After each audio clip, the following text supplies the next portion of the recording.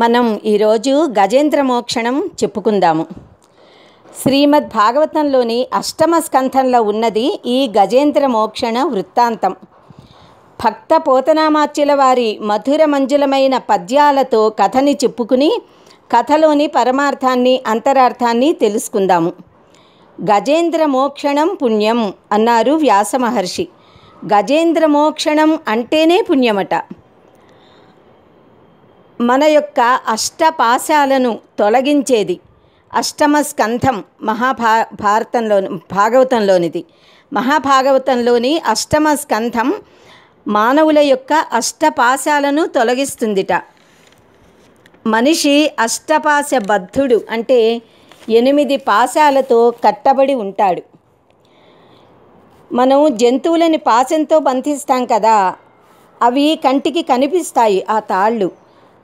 కానీ మనని కట్టేసిన ఈ 8 పాశాలు మన కంటికి కనిపించవు. ఎందుకు అంటే అవి భావనా రూపాలు. కామక్రోధాలు, రాగద్వేషాలు మొదలైనవన్నీ చెడు భావాలు. ఇవేవి మన కంటికి కనిపించవు, కానీ అవి ఉన్నాయి అని మనకి తెలుసు. మనం వాటిని అనుభవిస్తున్నాము.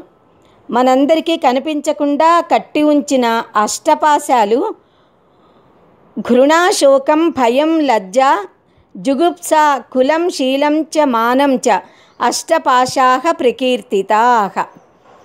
ఇవి ఈ 8 అష్టపాశాలు అంటారట. ఘృణ అంటే జాలి, దయ. శంక సందేహం రెండవది. భయం, లజ్జ, కులము, శీలము, మానము, జుగుప్స అనేవి. ఇవి మనని బంధించుతాయిట, మానవులని. జీవుడెప్పుడూ పాశబద్ధుడే, పాశముక్తుడు భగవంతుడు. అమ్మవారిని పాశహస్త పాశహంత్రి అంటాం కదా. అమ్మవారు పాశాన్ని చేతిలో ధరించి ఉండి మన పాశాలను ఛేదిస్తుంది. పాశాన్ని అంకుశాన్ని ప్రయోగించి మనలోని రాగద్వేషాలను కామక్రోధాలను తరిమికొడుతుంది. ఈ రెండింటినీ పోగొట్టుకోవటానికే తీర్థయాత్రలు చేయాలి, దైవ దర్శనాలు చేయాలి, వేదాంత శ్రవణం చెయ్యాలి, ఇంకా పారాయణలు చెయ్యాలి. భాగవతం చదువుతూ లేక భాగవత ప్రవచనం వింటున్నప్పుడు మనం ఏతత్ కథా ప్రకాశేన మదజ్ఞానం వినాశయ అని ప్రార్థిస్తాం కదా. అంటే ఈ కథలు భగవత్ కథలు, భాగవత కథలు. ఈ కథలు అనే వెలుగు వలన, అంటే ఈ కథలు అనే జ్ఞానంతో మన అజ్ఞానాన్ని పోగొట్టమని ప్రార్థిస్తున్నామన్నమాట. అష్టపాశ విముక్తి కోసం అష్టమ స్కంధంలోని కథలన్నీ వినాలి. మొదటిది గజేంద్ర మోక్షణం, రెండవది క్షీరసాగర మథనం, ఇందులోనే మోహిని అవతార ఘట్టం కూడా వస్తుంది. మూడవది వామనమూర్తి అవతారం, ఆవిర్భావం. ఈ 3 ముఖ్యమైనవి. ఈ కథలలో అంతర్గతంగా ఆధ్యాత్మికత ప్రవహిస్తూ ఉంటుంది కనుక కథని వింటూ దానిలో ఉన్న తాత్విక అర్థాన్ని గ్రహించాలి. ఈ కథలకి లక్ష్యాలు భక్తి, జ్ఞాన, వైరాగ్యాలు. ఆధ్యాత్మిక వివేకం వలన, కథల తాత్విక అర్థం గ్రహించడం వలన అవి మనకి సిద్ధిస్తాయి. శ్రీ సుఖమహర్షిని పరీక్షిన్ మహారాజు ఇలా ప్రశ్నించాడట. నీరాట వనాటములకు పోరాటం బెట్లు కలిగే, పురుషోత్తముచే నారాట మెట్లు మానెను, ఘోరాటవిలోని భద్రకుంజరమునకున్. ఓ మహాత్మా, నీటిలో సంచరించే మకరికి, వనంలో సంచరించే కరికి అంటే ఏనుగుకి పోరాటం ఎందుకు సంభవించింది? మరి ఆ ఘోర అరణ్యంలో ఆ మదగజమునకు శ్రీహరి వలన ఆరాటము, ఆ బాధ, వ్యథ ఎలా తొలగింది అని అడిగాడనమాట. అలా ప్రార్థించి, ఏ కథలయందు పుణ్యశ్లోకుడు హరిసెప్పబడును, సూరిజనముచే నా కథలు పుణ్య కథలని ఆకర్నింపుదురు పెద్దలతి హర్షమునన్. మునీంద్ర, ఏ కథలయందు పుణ్యశ్లోకుడైన శ్రీహరి యొక్క వైభవము పండితుల చేత చెప్పబడుతుందో ఆ కథలు పుణ్యకథలు అని పెద్దలు అతి మోదముతో వింటూ ఉంటారు కదా. నాకు కూడా అవి వినాలి అనే కుతూహలం కలిగింది కనుక నాకు కూడా చెప్పరా అని ప్రార్థిస్తున్నాడనమాట. అప్పుడు శ్రీ శుక్ల వారు చెప్పారు, అతి భీకరంగా కనిపించే అడవి ఏనుగుల మంద ఒకటి మదించిన శరీరాలతో పెద్ద పెద్ద కొండ గుహల నుండి విహారార్థమై బయటికి వచ్చి చల్లని గాలిని జలాన్ని అనుభవించడానికి, మంచినీరు త్రాగడానికి వచ్చి నీళ్లల్లో మునిగి ప్రీతితో జలక్రీడలాడటానికి అన్నమాట ఒక పెద్ద మడుగులోకి ప్రవేశించాయిట అని చెప్పారనమాట. ఆయన కథ చెప్పడం మొదలుపెట్టి ఇలా చెప్పారు. బలసంపన్నమైన ఆ ఏనుగు గున్నలుట కొండలని తోయడానికి కూడా వెనకాడవుట. అంత ధైర్య సాహసాలతో సింహాలను కూడా ఎదుర్కోవడానికి అవి ఏమాత్రం భయపడవుట. పిడుగుపాట్లు కలిగిన కలత చెందవుట. అంత శక్తివంతములైన మదించిన ఏనుగులన్నమాట అవి. ఆ మత్తగజముల ముఖం నుండి స్రవిస్తున్న మదజల గంధానికిట ఆకర్షితాలయ్యి తుమ్మిదల గుంపులు ఆ ఏనుగుల ముఖాలే నాట్యస్థలాలు అనుకున్నట్టుగా వాటి మీద వాటి చుట్టూ వాలి అలా నాట్యం చేస్తూ ఝంకార ధ్వనులు చేస్తూ సంగీత విశేషాల్లాగా ధ్వనిస్తూ ఉంటాయిట. తుమ్మిదల గుంపులు అన్నమాట మదజలం చేత ఆకర్షించబడి వచ్చి. ఆ మదపుటేనుగు గున్నలుట ఎలా ఉన్నాయి అనంటే తొండాలని మదజలము చిమ్ముతూ అంటే తొండాలతో నీరు నిండుగా తీసుకుని ఆ నీళ్లతో నిండి ఉన్న చెక్కిళ్లతో మిక్కిలి పటిష్టమైన కుంభస్థలం చాలా గట్టిగా ఉంటుంది కదా, ఆ కుంభస్థలాలని కదిలించుకుంటూ ఒకదానికొకటి ఒరిపిడి చేసుకుంటూ నీళ్ళని ఇలా తొండాలతో తీసుకుని జుమ్మని వదలడం అన్నమాట, వదిలిపెడుతూ ఇంకా కొండలు బెండులాగా తల్లకిందిలై పడుతున్నాయా అన్నట్టుగా గజాలన్నీ దిక్కులు చూస్తూ భయంతో హడలిపోతున్నాయా అన్నట్టుగా తోస్తూ ఉండేలా అలా తిరుగుతున్నాయిట. ఎక్కడ చూచిన లెక్కకు నెక్కువయ్యి అడవి నడుచు నిభయూధములో ఒక్క కరినాథుడెడతెగి చిక్కెనొక కరేణు కోటి సేవింపంగన్. ఎక్కడ చూసినా లెక్క పెట్టలేనన్ని కుంజర యూథాలు ఏనుగుల మందలు గుంపులు అడవంతా నిండి ఇటు అటు నడుస్తూ ఉన్నాయిట.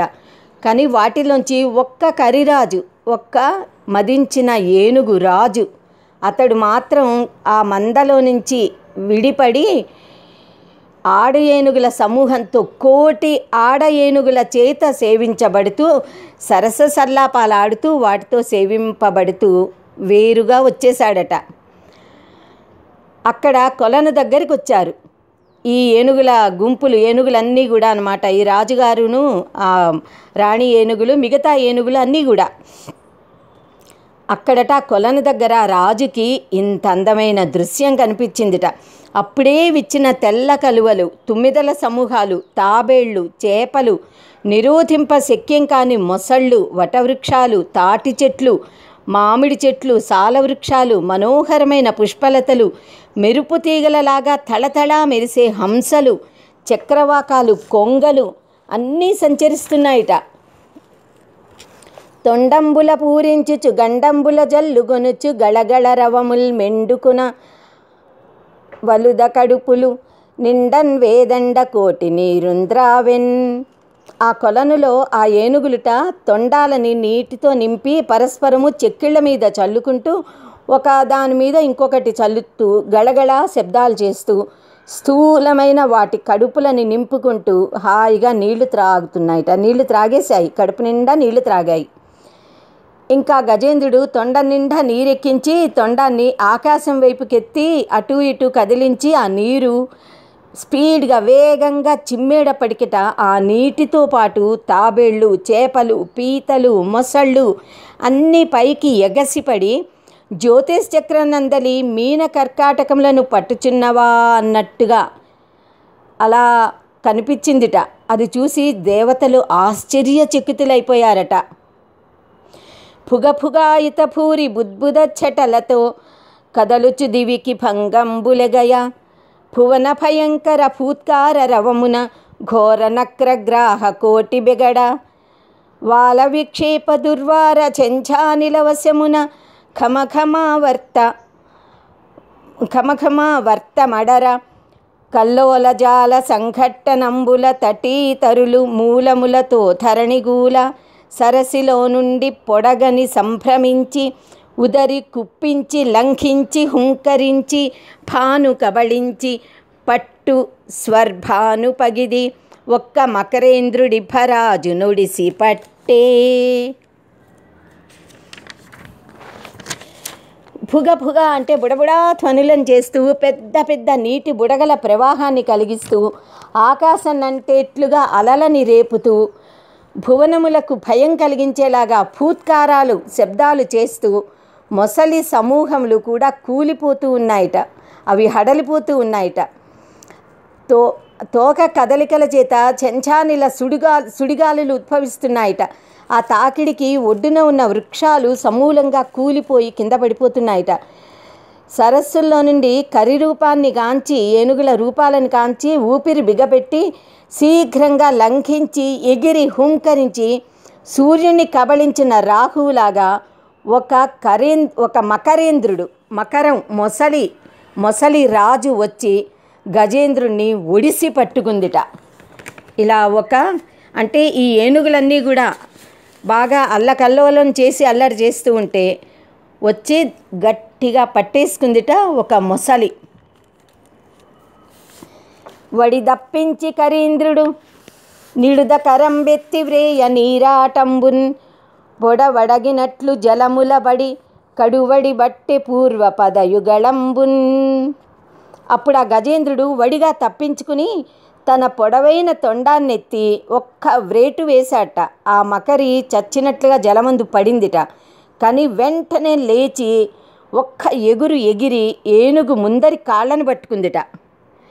మకరి తన కాళ్ళని పట్టుకుని ఇలా లాగుతూ ఉంటే కూడా ఏమాత్రం తడబడకుండా ధృతిమంతుడు సూర్యుడు అయిన ఈ గజరాజుట తప్పించుకుని తన దంతాలతో ఆ మకరి యొక్క ముడుకు చిప్పలని పాదాలని పొడిచి చెదరగొట్టిందిట.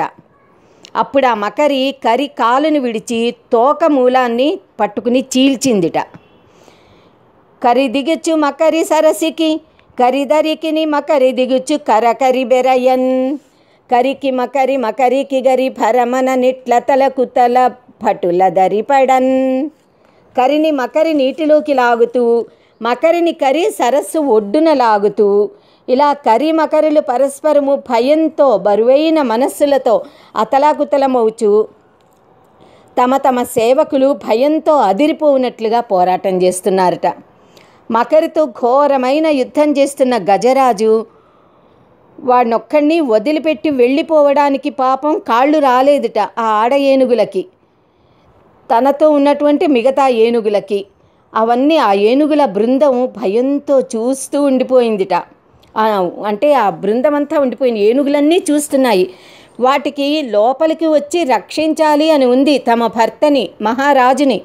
కానీ రక్షించడానికి దిగితే తమని కూడా పట్టుకుంటాయేమో మొసళ్ళు, తమకే ప్రాణగండం అని భయం. పోనీ వెళ్ళిపోదామా అంటే భర్తని వదిలి ఎలా వెళతాయి, రాజుగారిని వదిలి ఎలా వెళతాయి? స్వామి భక్తి.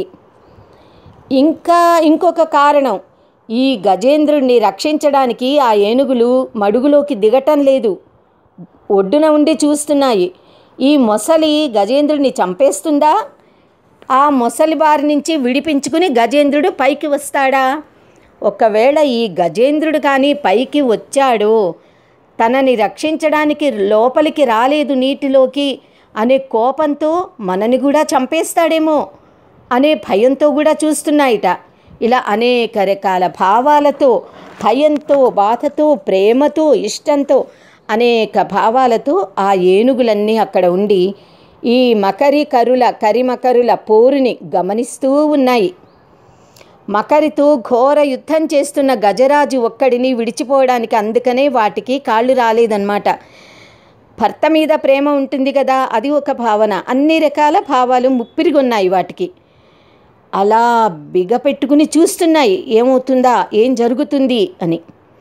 ఇంకా ఈ మొసలికి స్థానబలం, జలమే తనకు జీవనం కదా, కనుక మకరికి స్థానబలంతో చాలా శక్తి ఉంది. జలంలో ఉన్నప్పుడు యుద్ధం చేయడం చాలా సులభం. అదే ఒడ్డు మీదకి వస్తే దానికి ఆ శక్తి ఉండదు. కనుక నీళ్లల్లో ఉండడం వలన ఆ మకరికి స్థానబలం చేత అంతకంటే అంతకి ధైర్యం శక్తి ఎక్కువ అవుతున్నాయట. కానీ పాపం ఏనుగుకి నిలకడ తప్పిపోయింది, అలసట వచ్చింది. కృష్ణపక్ష చంద్రుల్లాగా క్షీణించిపోతోందిట, బలం తగ్గిపోతోంది, శక్తి చాలటం లేదు.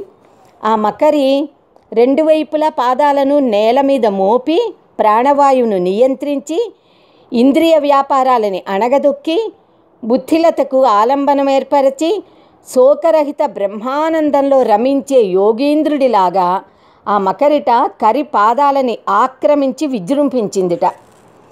మనస్సు వ్యాకులత చెంది శరీరం శక్తి చివరి దశకు చేరుకోగా పోరు సల్పి సంసార మోహ బంధాల చేత కట్టబడి విడిపించుకోలేక ఊగిసలాటలో పడి కొట్టుమిట్టాడుతున్న జీవుడిలాగా కరిరాజు మకరి క్రూర దంతాల మధ్య నలిగి కాలి గిట్టలతో చిక్కి శల్యమైపోయాడట.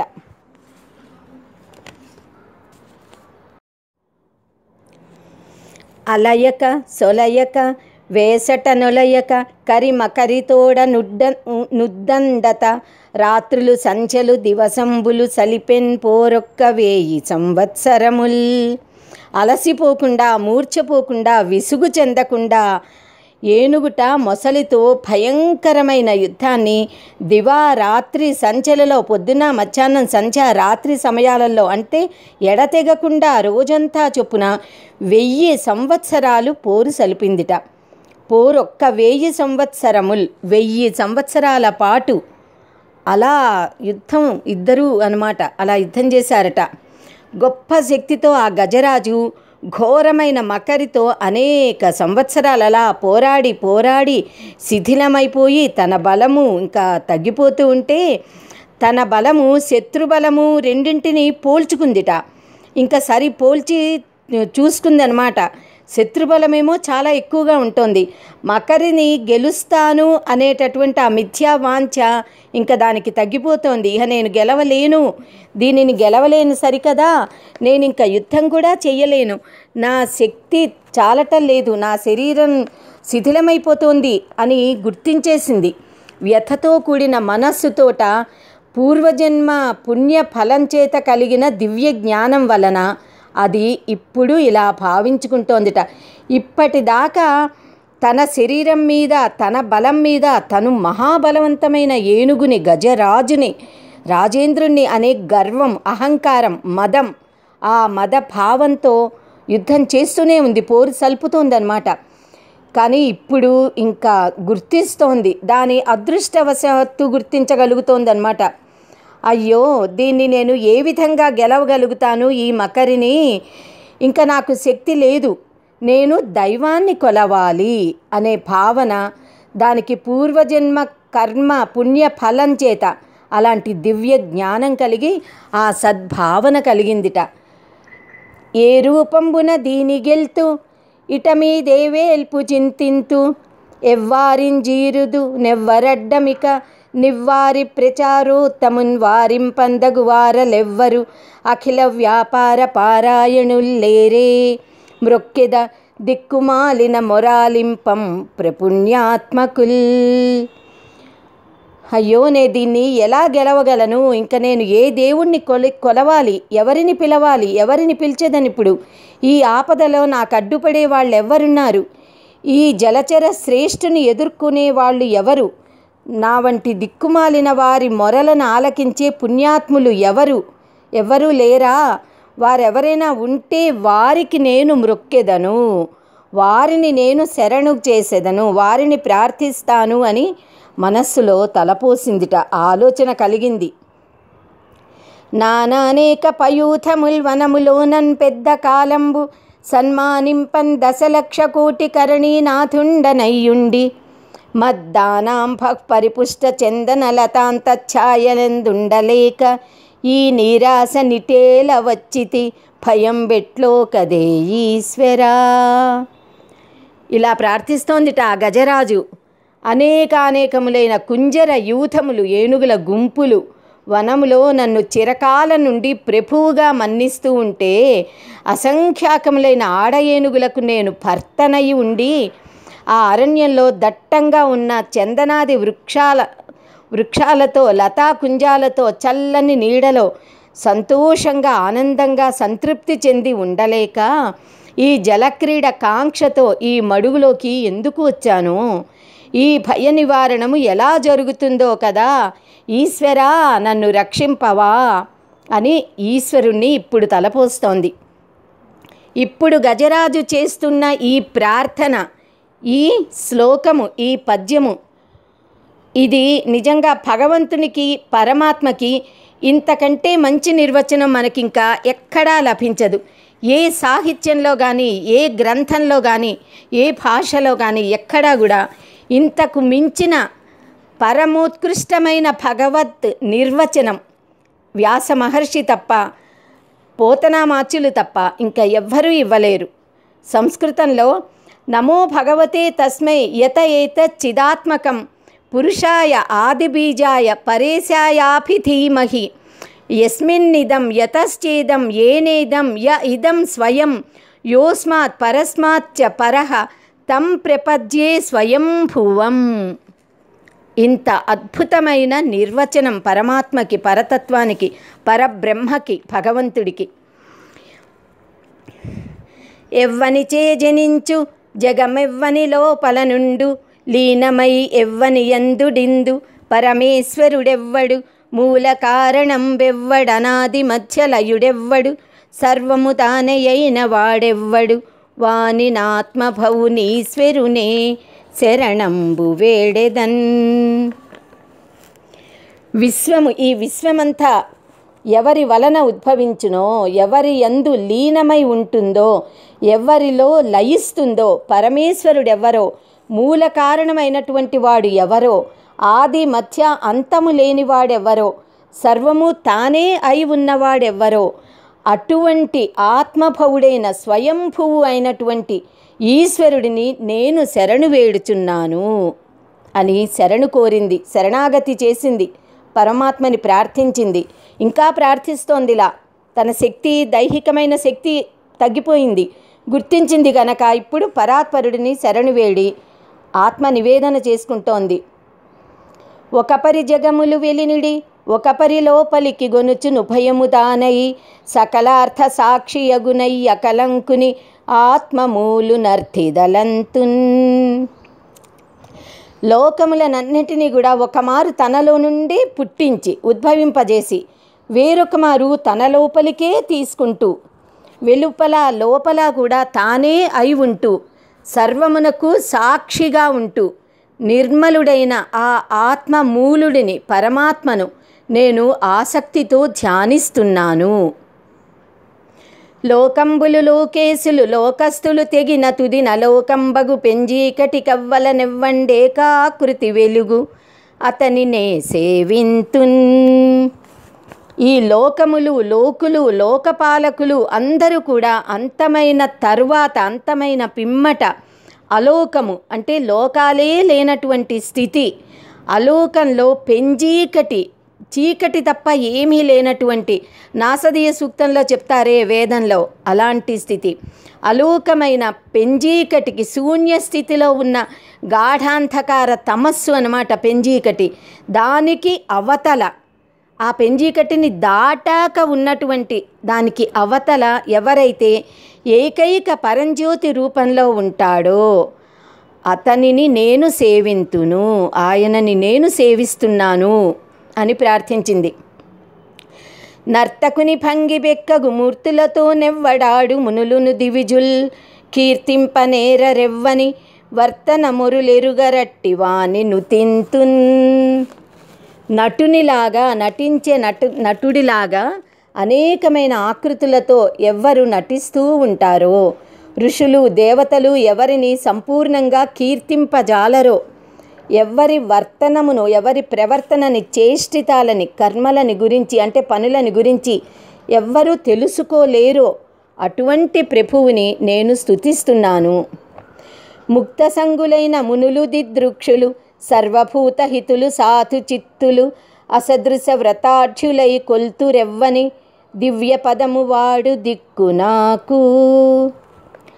సంగమును వీడినటువంటి మునులు, ముక్త సంగులు అయినటువంటి మునులు, దివ్య దర్శన కాంక్షులు, సకల ప్రాణికోటి యొక్క హితమును కోరువారు, సాధు చిత్తులైన వారు, సాటిలేని వ్రతములను ఆచరించేవారు, ఎవ్వరి దివ్య పాదాలని కొలుస్తూ ఉంటారో ఆయనే వాడే నాకు దిక్కు. కలడందురు దీనులయడ కలడందురు పరమయోగి గణముల పాలన్, కలడందురన్ని దిశలను కలడు కలండనెడు వాడు కలడో లేడో. ఇంకా ఈ ఏనుగు కాటు బాధ ఎక్కువైపోతోంది. గజేంద్రుడు చాలా నిస్పృహ చెందిపోతున్నాడు. ఇంకా ప్రార్థిస్తూనే ఉన్నాడు దేవుణ్ణి. కానీ ఎందుకు ఆ దేవుడు కనిపించాడు?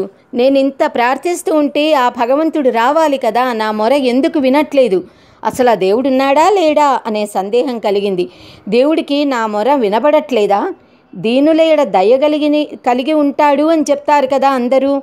పరమయోగుల దగ్గరే ఉంటాడని కూడా అంటారు కదా. భగవంతుడు అంతటా అన్ని దిక్కుల్లో అన్ని దిశలలో ఉంటాడు అని చెప్తారు కదా.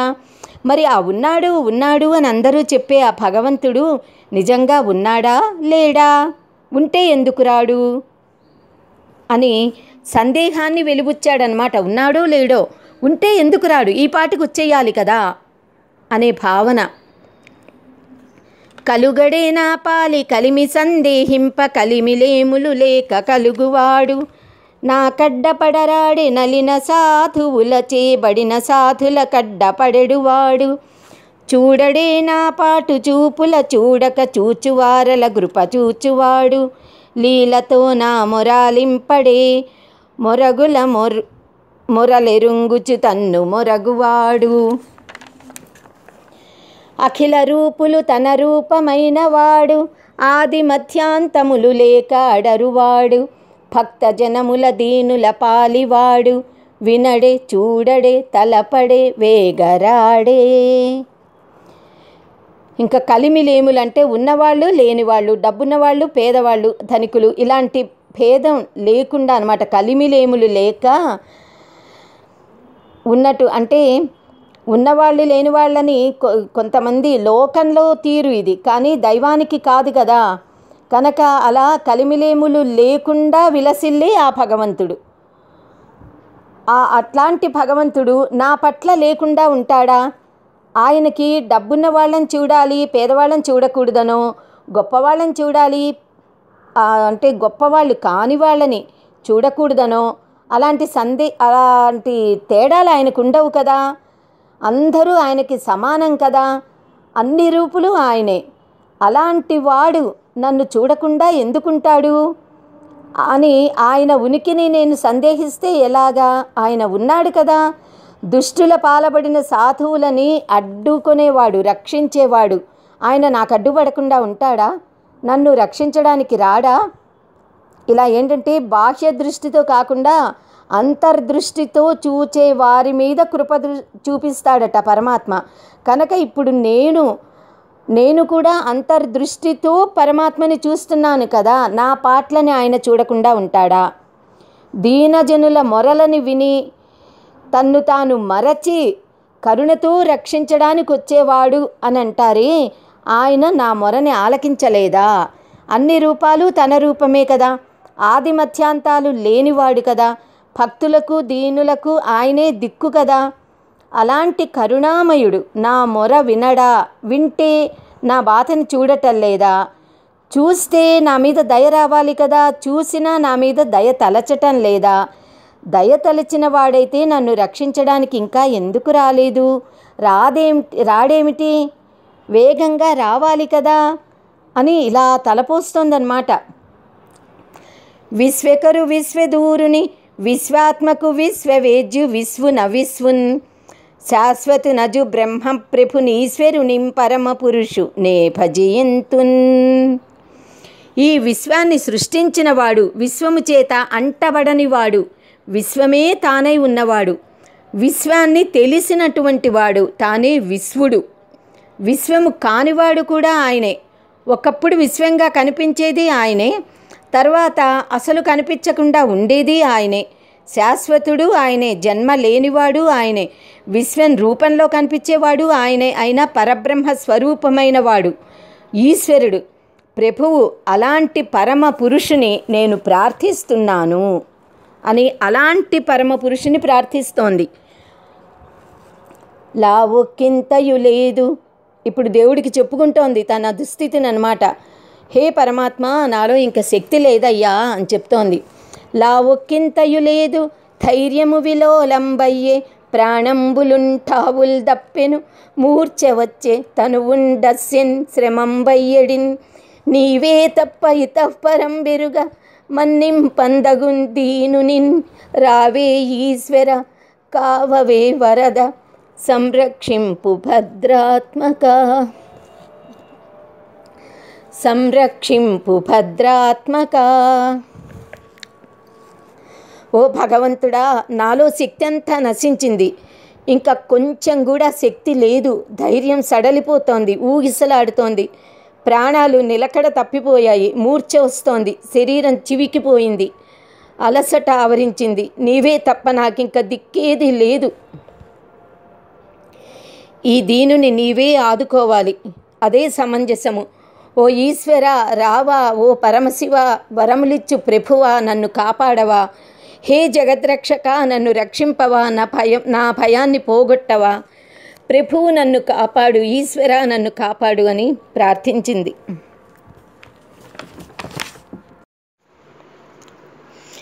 ఇప్పుడు శ్రీ మహావిష్ణువు వేళ్లల్లో చిక్కుకున్న తన పైట కొంగుని కాపాడుకుంటూ ఆయన వెంటనే సాగిపోతున్న మహాలక్ష్మీదేవి తన మనసులో ఇలా ఆలోచిస్తోందట.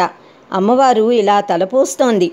స్వామి ఎందుకు తనెక్కడికి వెళ్తున్నారో చెప్పలేదు అన్నది ఆవిడకి కలిగినటువంటి సందేహము, బాధ. నాకెందుకు చెప్పలేదు నా స్వామి, ఆయన ఎక్కడికి వెళుతున్నారు, ఎందుకు వెళ్తున్నారు, చెప్పకుండా ఇంత వడివడిగా అడుగులు వేస్తూ వెళ్ళటానికి గల కారణమేమిటి? ఎవరైనా అనాథ స్త్రీజనులు ఆర్తనాదం చేశారా? పూర్వం ద్రౌపదీదేవి అలాగే ఆర్తురాలయి ప్రార్థించగానే స్వామి రక్షించారు కదా. దుర్మార్గులైన దొంగలేమైనా వేదాలని దొంగిలించారా? పూర్వం సోమకాసురుడు వేదాలను అపహరించాడు కదా. లేదా దుష్టులెవరైనా ఏ పని చేశారో? రాక్షసమూకలు దేవతల నగరం మీదకి ఏమైనా దండెత్తారా? అలా ఎప్పుడూ జరుగుతూనే ఉంటుంది కదా. స్వామి బాధ్యతే కదా రక్షణ భారము. లేకపోతే దైవద్వేషులెవరైనా విష్ణువేడి చూపించు అని పూర్వం హిరణ్యకశిపుడు ప్రహ్లాదుణ్ణి అడిగినట్లుగా ఏమైనా అడిగారేమో? ఎవరైనా భక్తులని ధిక్కరించి హింసిస్తున్నారేమో? ఎందుకు స్వామివారు ఇంత వడివడిగా వెళ్ళిపోతున్నారు నాకు చెప్పకుండా అని ఆలోచిస్తూ అమ్మవారు వేగంగా నడుస్తూ వెళ్తున్నారట. ఆవిడ వెళ్ళిపోతూ ఉంటే ఆవిడ కదులుతున్నప్పుడుట అమ్మవారి కమ్మలు, చెవి లోలకులు కదులుతున్నాయట. చెవి లోలకులు అంటేనే ఊగేవి కదా, కదులుతూ ఉంటాయి. ఆవిడ జుత్తు ముడివేయబడినటువంటి శిరోజాలాలు కూడా కదులుతున్నాయట. ఇంకా ఆవిడ కాంతివంతమైన ముఖం మీద, లలాటం మీద ప్రకాశవంతమైన కుంకుమ అది కూడా కొద్దిగా కదులుతోందట, ఇటు అటు అలా ఆవిడ కూడా అలా వేగంగా నడుస్తూ ఉంటే ఇంకా అమ్మవారు ఎలా ఉందిట, ఆవిడ లేపనాలు, అమ్మవారు పూసుకున్నటువంటి సుగంధభరితమైన ఆవిడ లేపనాలు పూసుకుని లేపనాలతో ప్రకాశిస్తూ ఉందిట. ఆమె ముకుందుడి చేతికి చిక్కిన తన పైట కొంగుని, ఉత్తరీయం కొంగుని పట్టుకుని ఉందిట. కోటి చంద్రుల కాంతితో, సంకోచంతో నిండిన హృదయంతో ఆమె తన శ్రీవారిని అనుసరిస్తూ వెళుతోందట. వెళుతూ మనస్సులో ఇలా అనుకుంటోందట, అడగాలి నా స్వామిని, నాకు చెప్పకుండా ఎందుకు వెళ్తున్నారో అని. అడిగేదనని కడువడిజను, అడిగిన తన మగడు నుడువడని నడయడుగున్, వెడవెడ సిడిముడి తడబడ, అడుగిడదు జడిమన్ అడుగిడు నెడలన్. అమ్మవారుట ఎక్కడికి వెళుతున్నారు ఈయన, ఎందుకలా వెళ్తున్నారు, నేను అడిగితే నాకు చెప్తారో చెప్పరో అని సందేహిస్తోందట. అడుగుదాము అనుకుంటుందిట, మళ్ళీ వద్దులే అడగద్దు అనుకుని అడగలేక ఊరుకుంటోందిట. నాకు చెప్పకుండా వెళ్ళటమేమిటి అని చిరుకోపం తెచ్చుకుంటోందిట అమ్మవారు. వడివడిగా అడుగులేస్తోందిట. మళ్ళీ ఆ వడిని తగ్గించి నెమ్మదిగా మందగమన అయి నెమ్మదిగా నడుస్తోందిట. అలా శ్రీదేవి సందేహిస్తూ తడబడుతూ వెళుతూ ఉంటే పోతనామాచ్యుల వారు కూడా అమ్మవారి అడుగుల తడబాటుని తన పదాలలో ఎంత అందంగా చూపించారో చూశాం కదా. ఇంకా అలా ఆవిడ వెళ్ళిపోతూ ఉంటేట, వినువీథించనుదేరగాంచి రమరుల్ విష్ణున్ సురారాతి జీవన సంపత్తి నిరాకరిష్ణు కరుణావర్తిష్ణు యోగీంద్ర హృద్వనవర్తిష్ణు సహిష్ణు భక్తజన బృంద ప్రాభవాలంకరిష్ణు నవోఢ ఉల్లసదిందిరా పరిచరిష్ణున్ జిష్ణురుచిష్ణునిన్. ఈ అసురుల జీవితాలను అంతం చేసేటటువంటి వాడు అంటే రాక్షసులను అంతం చేసేటటువంటి కరుణాసాగరుడైనటువంటి స్వామి, యోగేంద్రుల హృదయసీమల్లో విహరించే పరమాత్మ, సహనశీలి, భక్తజనుల హృదయాలలో ఉంటూ వాటిని ఉత్కృష్టపరిచేవాడు, నిత్య నవయౌవనశాలి అయినటువంటి స్వామి, ఇందిరాదేవికి పరిచర్యలు చేసే ఆమె భర్త, జయశీలుడు తేజోమయుడు అయినటువంటి శ్రీ మహావిష్ణుమూర్తి ఆకాశ వీధుల్లో అలా వస్తూ ఉంటే దేవతలందరూ చూశారట. ఆయన వెనువెంటనే వస్తున్న ఆ పరివారాన్నంతటినీ కూడా గమనించారట. వారిని చూసి దేవతలందరూ తమలో తాము ఇలా చెప్పుకుంటున్నారట, చనుదెంచెన్ ఖనుడల్లా వాడే హరి పజ్జన్ కంటిరే లక్ష్మి శంఖ నినాదంబదే చక్రమల్లదే భుజంగధ్వంసియున్ వాడే క్రన్నన నేతెంచె నటంచు వేల్పులు నమో నారాయణాయేతి నిస్వనులై మృక్కిరి మింట హస్తి దురవస్థా వక్రికిన్ చక్రికిన్. అడిగో మహనీయుడైనటువంటి మహావిష్ణువు వస్తున్నాడు, వెనువెంటనే మహాలక్ష్మి అమ్మవారు వస్తోంది చూశారా ఆవిడని, అదిగో శంఖనాదము, అదిగో సుదర్శన చక్రము, అదిగో సర్పసంహారకుడైన గరుత్మంతుడు కూడా అతి శీఘ్రంగా వచ్చేస్తున్నాడు చూడండి, దివ్య దర్శనం, ఓం నమో నారాయణాయ అని దేవతలందరూ కూడా ప్రణామాలు చేశారట. ఇలా కరుణాసాగరుడైనటువంటి శ్రీహరి మకరిని సంహరించడానికి వేగమే వస్తూ తన సుదర్శన చక్రాన్ని పంపించాడట. ఆ చక్రం సాధుజనులను రక్షించేటటువంటిది, భక్తులను కాపాడటానికే అది ఉన్నది. భూమండలమంతా కూడా కంపింపజేసే వేగం కలిగినటువంటిది ఆ సుదర్శన చక్రము. తన నుంచి వెలువడే అగ్ని కణాలతో ఆకాశాన్ని మొత్తం చుట్టివేయగలిగినంత శక్తిమంతమైనటువంటిది. బ్రహ్మాండ భాండాలను కూడా తన కాంతి పుంజంతో నింపివేయగలిగినంత కాంతిమంతమైనది, తిరుగులేనట్టిది. దానికి ఆ సుదర్శన చక్రానికి అసలు తిరుగే లేదు. అటువంటి సుదర్శన చక్రం వెళ్ళి పర్వతం లాంటి శరీరం కలిగిన మకరి తలను త్రుటిలో త్రెంచివేసింది, క్షణంలో తుంచేసిందన్నమాట. అలా త్రుంచెయ్యటం వలన మకరికి మోక్షాన్నిచ్చింది, గజేంద్రుడికి మోక్షణాన్ని ఇచ్చింది, మోక్షాన్ని కూడా ఇచ్చింది. మోక్షణము అంటే విడుదల, బాధ నుంచి, కష్టం నుంచి. ఈ మకరి గ్రహించింది కదా గజేంద్రుని పాదాన్ని, ఆ గ్రహణం నుంచి విడుదల కలిగించింది. భీమంబై తలదృంచి ప్రాణముల బాపెన్ చక్రమాసుక్రియన్ హేమక్ష్మాధర దేహమున్ చకిత వహ్నేభేంద్ర సందోహమున్ కామక్రోధ నగేహమున్ కరటి రక్తస్రావగాహంబు నిస్సీమోత్సాహము వీతదాహము జయశ్రీ మోహమున్ గ్రాహమున్. గ్రాహము అంటే మొసలి. భయంకరమైన ఆ చక్రమట బాణంలాగా, రామచంద్రుడి బాణం ఎలా దూసుకుపోతుంది అలా వెళ్ళిపోయి మకరి తలని త్రుంచి ప్రాణాలను పోగొట్టేసింది.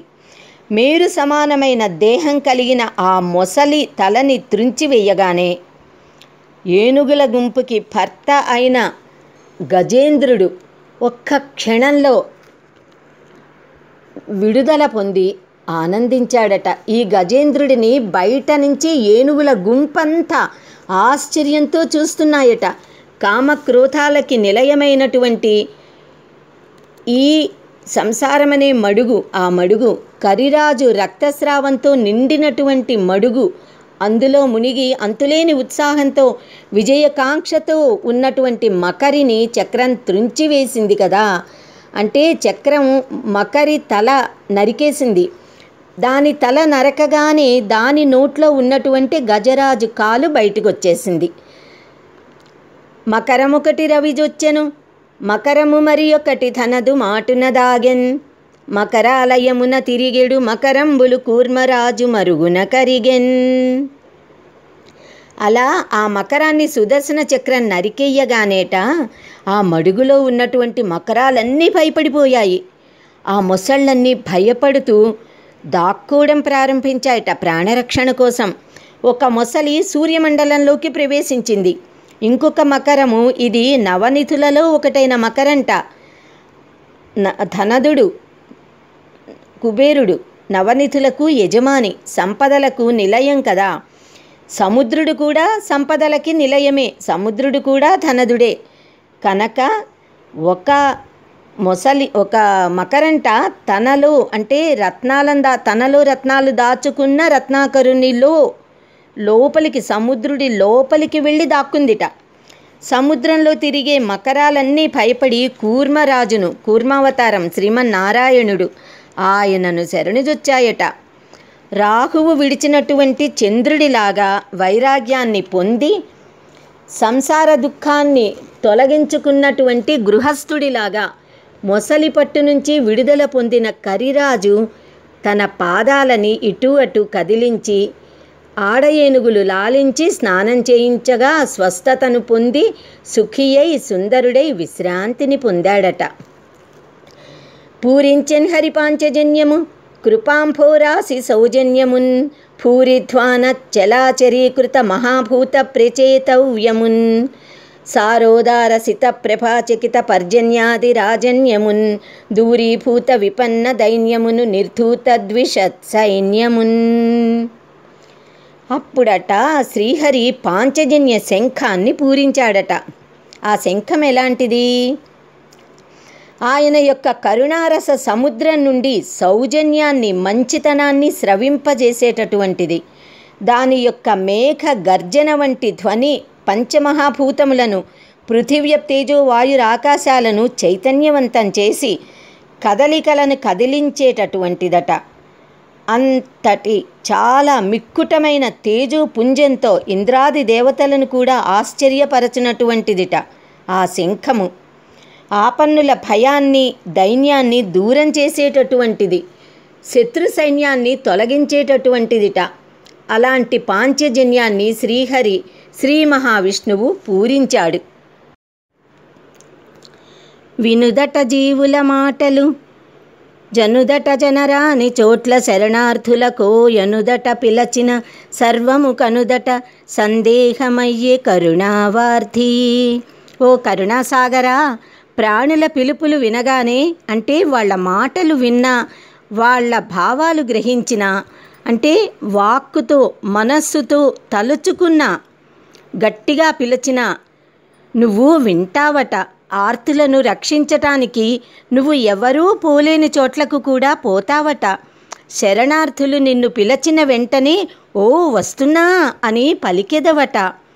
అంతా కూడా నువ్వే చూస్తూ సర్వాన్ని గ్రహిస్తూ ఉంటావట. కానీ ఇదంతా నిజమేనా అనే సందేహం నాకు కలుగుతోంది. స్వామి, వాళ్ళందరూ చెప్తున్నా ఇదంతా నిజమేనా? అయితే నువ్వెందుకు రావటం లేదు అని ప్రశ్నించుకుంటున్నాడు తన మనస్సులో తానే.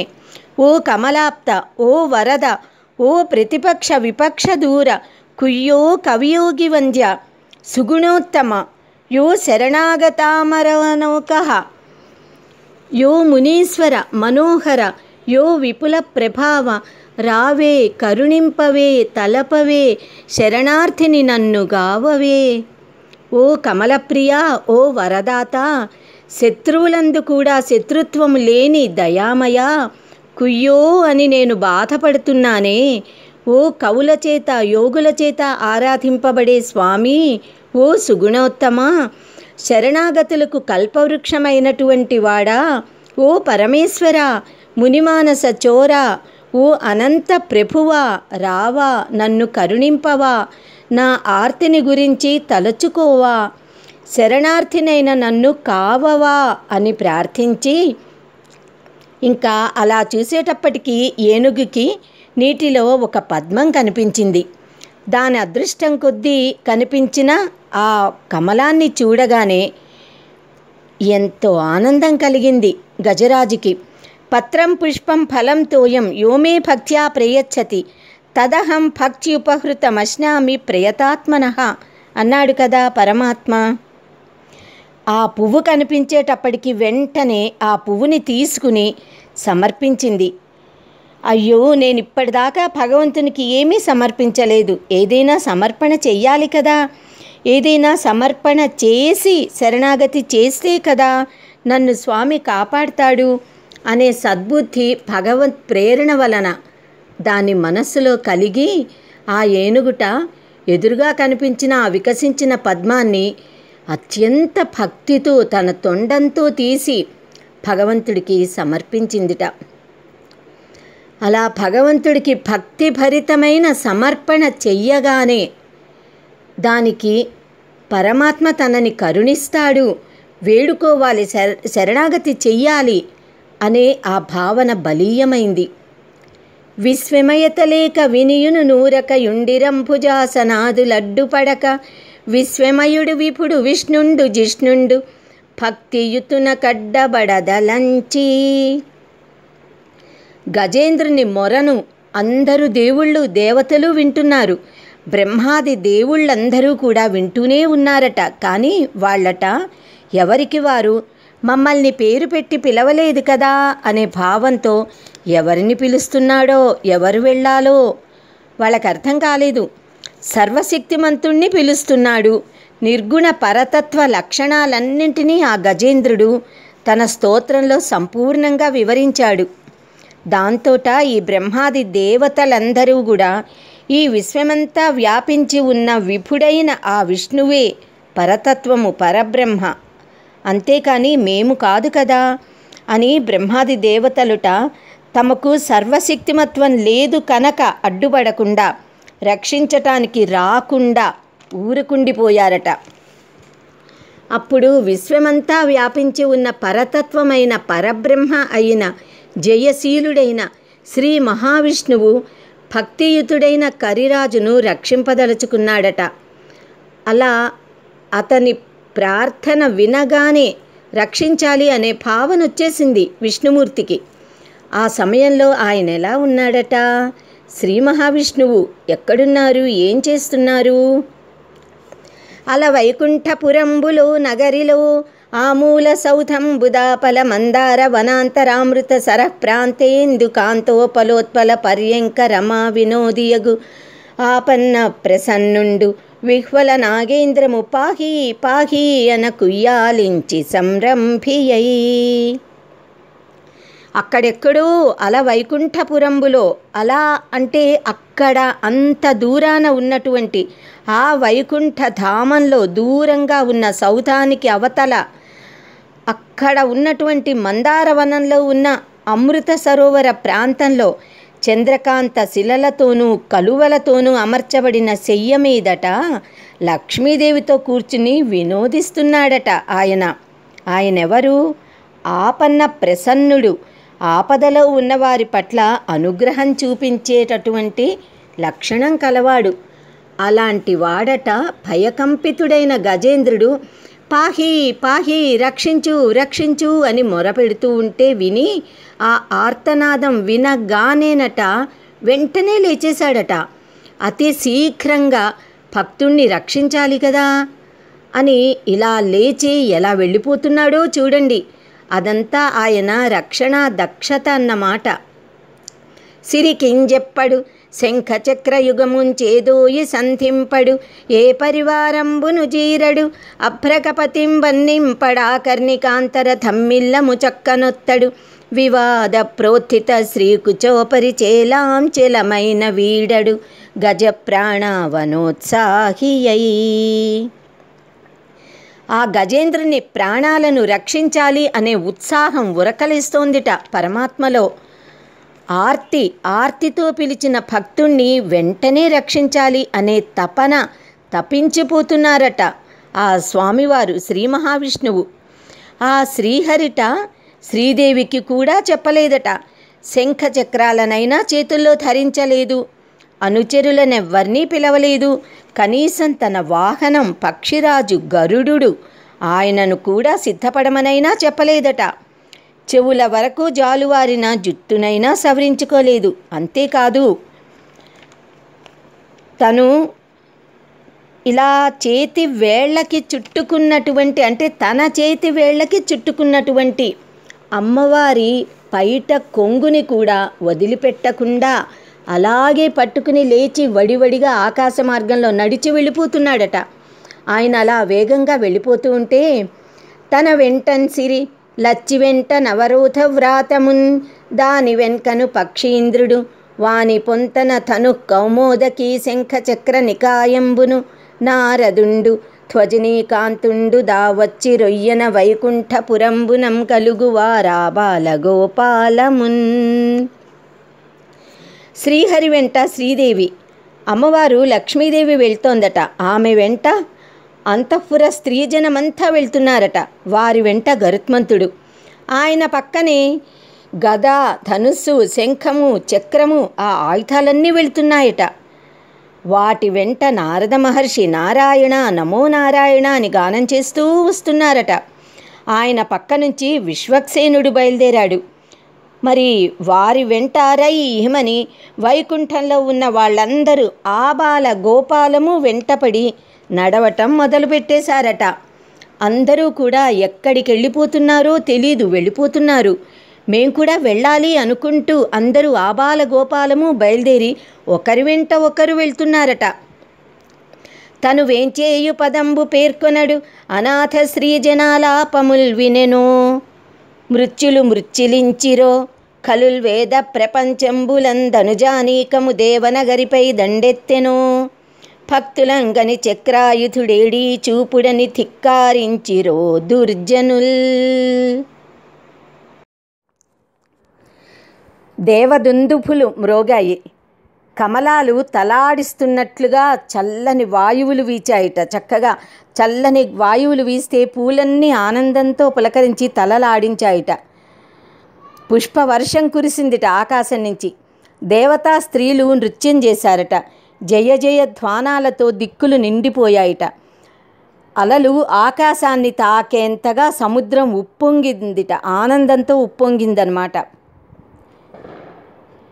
నిడుదయగు కేల గజమును మడువున వెడలంగ దిగిచి మదజల రేఖల్ తుడుచుచు మెల్లన పుణుకుచు నుడిపెన్ విష్ణుండు దుఃఖముర్వీనాథ.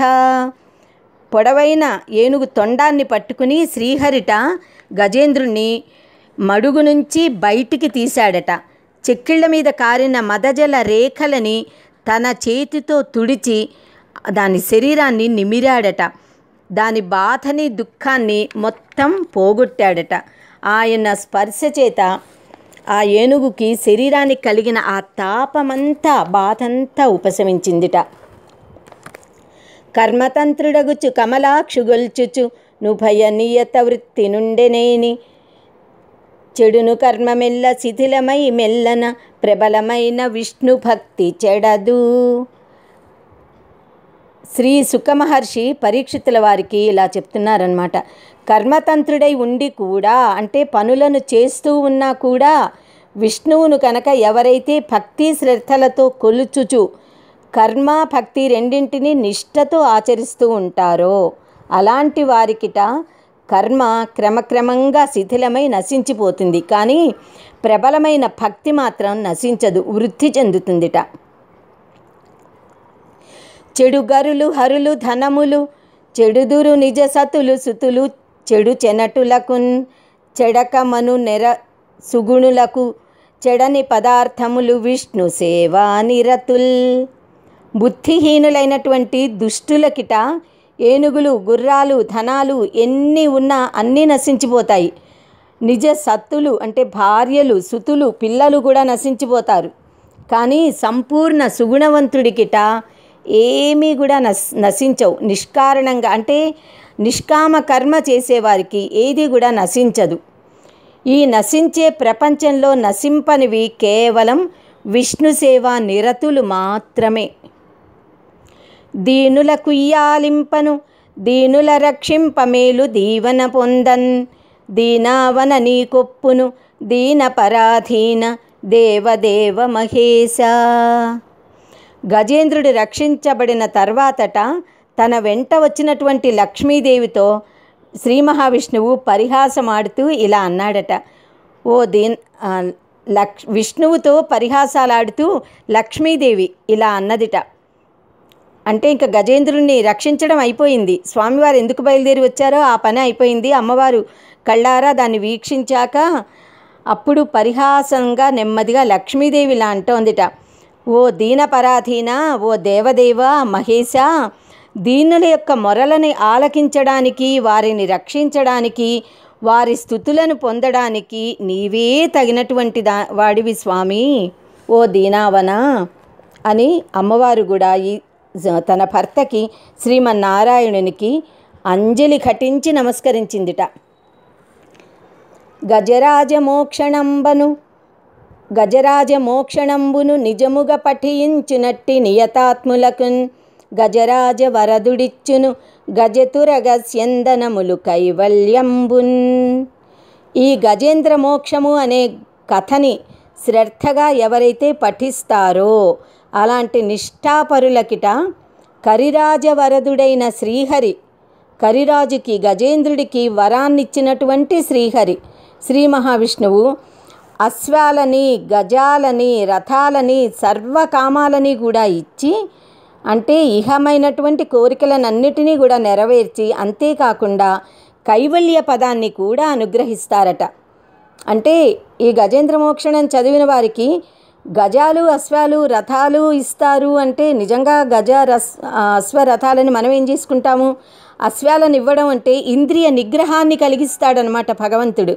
గజాలను ఇవ్వడం అంటే ఐశ్వర్యం. గజం ఎప్పుడు ఐశ్వర్యానికి చిహ్నం కనుక అనంతమైన ఐశ్వర్యాన్ని ఇస్తాడట. రథాలు అనంటే సౌభాగ్యం, సకల గ్లోరీ అని అంటామే, సకల సౌభాగ్యాలని కూడా ఆయన అనుగ్రహించి మోక్షాన్ని ఇస్తాడు. ఆయన మళ్ళీ తిరిగి రావాల్సినటువంటి అవసరం లేని తద్ధామ పరమం మమ అంటారే, యద్గత్వా ననివర్తంతే తద్ధామ పరమం మమ, ఎక్కడికి వెళ్తే ఇంకా తిరిగి రావాల్సిన అవసరం ఉండదో ఆ పరంధామానికి తీసుకుని వెళ్తాడట. ఈ గజేంద్ర మోక్షం ఇది కథ. ముందు కూడా మనం కొంచెం చెప్పుకున్నాము తాత్వికార్థం.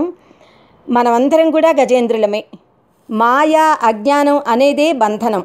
ఆ బంధనంలో తగులుకొని ఆశాపాశాలు అనే మకరి చేత, అంటే మొసలి చేత లాగబడుతూ ఉంటాం మనం కూడా. మన స్వరూపం ఆత్మ. అలాంటి మన స్వరూపాన్ని మర్చిపోతే అన్నీ కష్టాలే. నిరంతరం ఆత్మస్ఫురణ కలిగి భగవత్ స్మరణ చేస్తూ ఉండాలి. నేను దేహం కాదు, నేను ఆత్మని. ఈ యావద్ విశ్వము పరమాత్మే, పరబ్రహ్మే. మనము అనుభవిస్తున్న ప్రతి ఇంద్రియ సుఖము, ఎలాంటి సుఖమైనా, ఇవన్నీ కూడా ఆ పరమాత్మ మనకి ఇచ్చినటువంటిదే కనుక పరమాత్మ ఇచ్చింది పరమాత్మకే అర్పణ చేయాలి అనే భావంతో చేయాలన్నమాట. ఆత్మని మర్చిపోతే వచ్చే అనర్థం ఎలా ఉంటుందో దాని స్వరూప స్వభావాలను వర్ణించి చెప్పింది ఈ గజేంద్ర మోక్షణం. 1000 సంవత్సరాలు పెనుగులాడిందిట. ఎంత కాలమో చూడండి, ఎన్ని వేల జన్మలెత్తుతారో జీవులు. మనం ఎన్నిసార్లు పుడుతూ చస్తూ ఉంటామో, ఎన్ని శరీరాలో మనకి ఉపాధులు. మడుగులోకి దిగి జలసుఖాన్ని, జలక్రీడలని, ఆ సుఖాన్ని అనుభవించింది కదా. జల సుఖము అనంటే అదే జడ సుఖం, జడ పదార్థం. జీవుడు జడ పదార్థాలతో విచ్చలవిడిగా సుఖాన్ని అనుభవిస్తాడు, ఆడుకుంటాడు, తింటాడు, తిరుగుతాడు, పాడుతాడు. కానీ వార్ధక్యం, రోగాలు అన్నీ వస్తాయి కదా కాలం గడిచేటప్పటికీ. అవే మొసలి రోగాలు, వార్ధక్యం అనేటటువంటి బాధలు, ఆది వ్యాధులు అనే మకరి మొసలి వచ్చి పట్టుకుంటుంది మనందరినీ కూడా. శరీరం శిథిలమైపోతుంది, శక్తి అంతా ఉడిగిపోతుంది.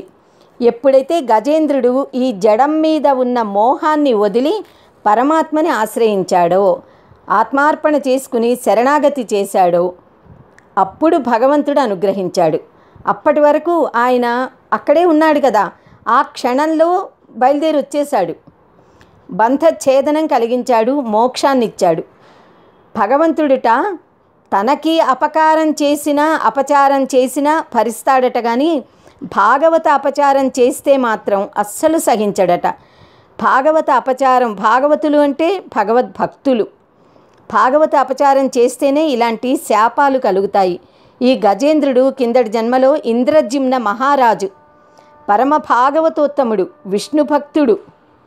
ఆయన ఒక రోజుట విష్ణు పూజ చేసి విష్ణు ధ్యానంలో మైమరిచిపోయి ఉన్నాడు. అది నిజానికి మంచి అవస్థే, మంచి పనే కదా. ఆ సమయంలో అగస్త్య మహర్షి వచ్చారట ఆయన దగ్గరికి, ఇంటికి. అతిథిగా వచ్చినటువంటి మహర్షిని గౌరవించి పూజించాలి కదా. గృహస్థు రాజు ఇంద్రజిమ్నుడు, గృహస్థ ధర్మం, రాజుగా కూడా గౌరవించాల్సిన ధర్మం అతనికి ఉంది కదా. కానీ దైవధ్యానంలో ఉన్నాడు. అందుకని ఇంద్రజిమ్నుడు ఆ మహర్షి, అగస్త్య మహర్షి రాకని గమనించలేదు. అందుకని అర్ఘ్యపాద్యాలు ఇచ్చి గౌరవించలేదు. తనని గమనించని రాజునిట అగస్త్య మహర్షి శపించాడట. జడుడిగా కదలకుండా మెదలకుండా ఉన్నావు, మదంతో ఉన్నావు, నువ్వు నన్ను గమనించలేదు కనుక నువ్వు కూడా ఒక మదగజంలా మారిపో అని శాపం పెట్టాడట. ప్రతిబధ్నాతి శ్రేయ పూజ్య పూజా వ్యతిక్రమ అని కాళిదాసు రఘువంశంలో చెప్పారు. గౌరవార్హులైనటువంటి వారిని వారు కనుక వస్తే గౌరవింపకుండా ఉంటే, పూజింపదగినటువంటి వారిని పూజింపవలసినటువంటి వారిని పూజించకపోతే అది శ్రేయస్సులని అరికడుతుందిట, శ్రేయస్సులు రాకుండా చేస్తుంది. దిలీప మహారాజు విషయంలో అదే జరిగింది కదా. కామధేను శాపానికి గురి అయ్యాడు ఆయన. కానీ మహర్షుల శాపాలు కూడా వరాలుగానే పరిణమిస్తాయి. ఇంద్రజిమ్న మహారాజు ఎంతకాలమైనా సగుణోపాసనలోనే ఉంటున్నాడు, సగుణ బ్రహ్మను ఆరాధిస్తున్నాడు, కానీ నిర్గుణ తత్వాన్ని అర్థం చేసుకోలేకపోతున్నాడు. నిర్గుణ బ్రహ్మోపాసన స్థితికి ఎదిగేలా చేయడం కోసం, ఆ రాజుకి నిర్గుణ బ్రహ్మ జ్ఞానం కలిగించడం కోసమే మహర్షి ఈ శాపం పెట్టారు. అలా ఇంద్రజిమ్నుడు గజేంద్రుడిగా జన్మించాడు. ఈ గజేంద్రుడు 10,00,000 కోటి మంది ఆడ ఏనుగులతో సేవింపబడుతున్నాడట.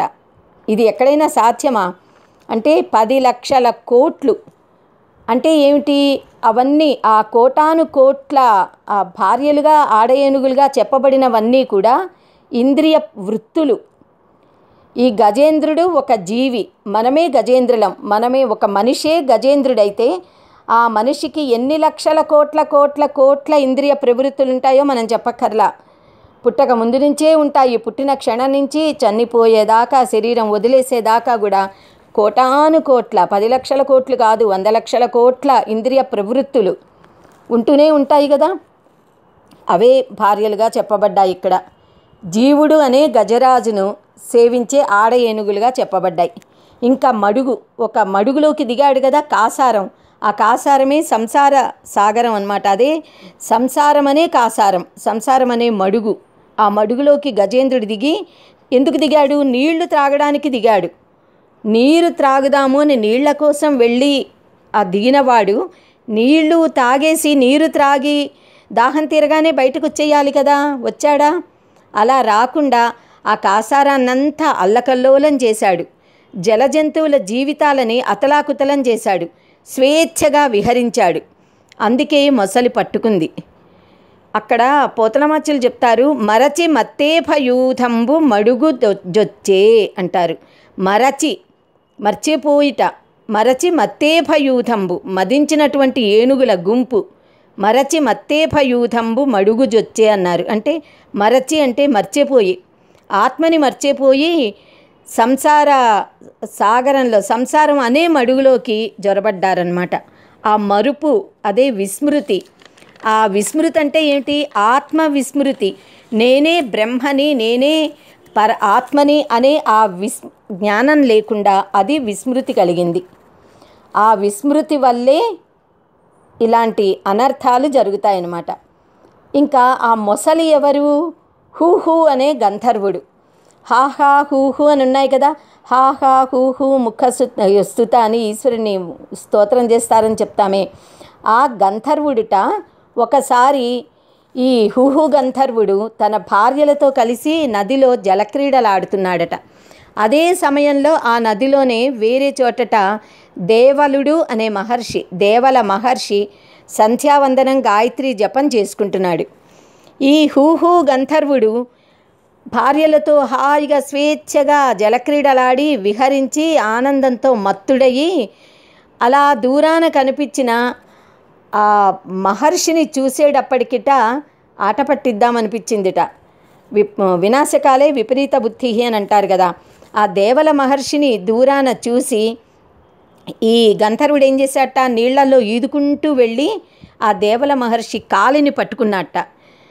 నిష్టలో చక్కగా గాయత్రి జపం చేస్తూ నిష్టలో ఉన్న ఆ ఋషి ఒక్కసారిగా భయపడిపోయాట. తన కాలు ఎవరో ఏదో పట్టుకుంది, మొసలేమో అనుకున్నాడు ఆయన. భయపడిపోయి ఉలిక్కిపడి చూసేటప్పటికీ ఈ గంధర్వుడు కనిపించాడు. గంధర్వుడు తన కాలు పట్టుకున్నాడు. వెంటనే, ఓరి గంధర్వా, నీళ్లల్లో మొసలిలా పాకుతూ వచ్చి నా కాలు పట్టుకున్నావు, మొసలివై పడి ఉండు అని శాపం పెట్టేశారు ఆయన.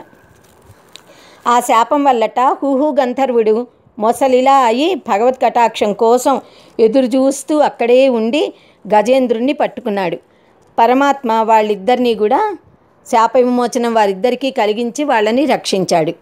అయితే ఈ శాప విమోచనం ఎలా కలిగింది? శ్రీ మహావిష్ణువు సుదర్శన చక్రాన్ని ప్రయోగించాడు కదా. సుదర్శనము అంటేనే మంచి చూపు, చక్కని బ్రహ్మ దృష్టి, సమదృష్టి. సమదర్శనం వల్లే ఈ సంసార బంధ విమోచనం జరుగుతుంది. సమదృష్టి అంటే ఏమిటి? యావత్ విశ్వాన్ని, సర్వ ప్రాణికోటిని, సర్వ వస్తుజాతాన్ని పరమాత్మగా భావించి సమానమైన దృష్టితో చూడటం సమదృష్టి. అంతటా బ్రహ్మ. ప్రహ్లాదుడు ఎలా దర్శించేవాడు? ఆ దృష్టి అన్నమాట సమదర్శనం. భగవంతుడు తనకి అపచారం జరిగినా ఊరుకుంటాడు, కానీ భక్తులకి భాగవతులకి అపచారం జరిగితే సహించడు అని చెప్పుకున్నాం కదా.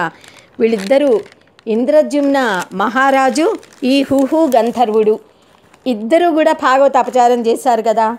అందుకే శాపగ్రస్తులయ్యారు. మళ్ళీ భగవత్ కృపతోనే విముక్తులయ్యారు. కథలోని ఈ అంతరార్థాలన్నీ మనం గ్రహించి మననం చేసుకుంటూ ఉండాలి. సర్వం శ్రీ లక్ష్మీనారాయణ స్వామి చరణారవిందార్పణమస్తు. శ్రీమన్నారాయణార్పణమస్తు.